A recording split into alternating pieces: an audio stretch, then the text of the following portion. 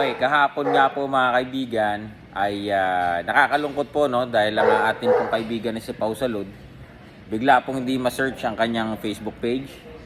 Gayon din po ang kanyang YouTube account, no? At today okay, masaya po ang lahat dahil ang kanyang Facebook page ay nagbalik. Gayon pa man, hindi pa rin po ma-search ang YouTube account ni kapatid na Pau. So, I don't know. Maybe hacking. Number 2, maybe may mga restrictions. May mga nilabag si Pau at maaaring nabura.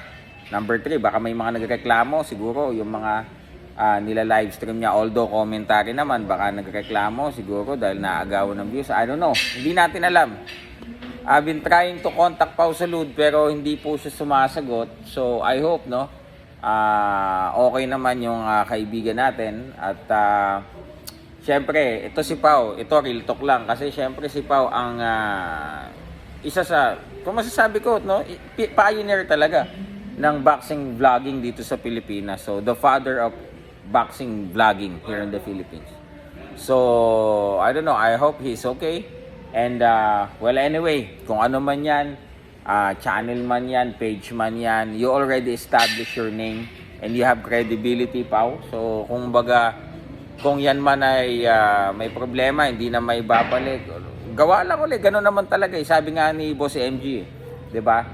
Kung hindi dati, no, dati nang nare-report yung mga page niya, dapat daw ngayon mga nasa 6 million na siya, pero lagi lang na re-report yung page niya. Kaya, 'di ba? Gawa lang ulit. Ganun lang naman eh. Ang importante, nakabuild ka na ng credibility mo. Tapos shoutout syempre sa mga Kangkong Nation. Syempre credit grabber yung mga yan. Sasabihin niya pag may nawalang page, kasi kami ni-report. Hindi po totoong mas reporting, guys. Kahit pa 10 million kayo mag-report, kung wala namang binabalga ang isang content creator, wala pong epekto yan. Pero kung may binalga siya na sarili niyang pagkakamali, and then mas mahigpit kasi ang meta ngayon at na-restrict yung page niya, yun po yun.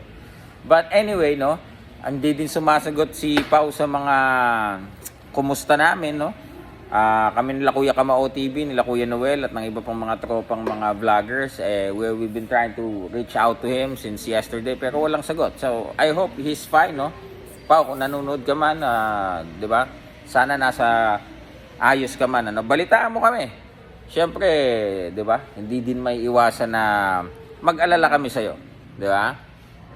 'Di ba, kidding aside, dahil syempre ikaw ang isa sa mga nagsimula kung bakit meron ngayong ganito, no? Mainit na mga balitaktakan sa boxing. So yun, comment down below, guys. Ano sa tingin niyo nangyari dito sa page and channel ng Pauka Sports? Silver Voice TV, medyo pagod lang dahil sa dami ng ginagawa, mga kaibigan. Peace out.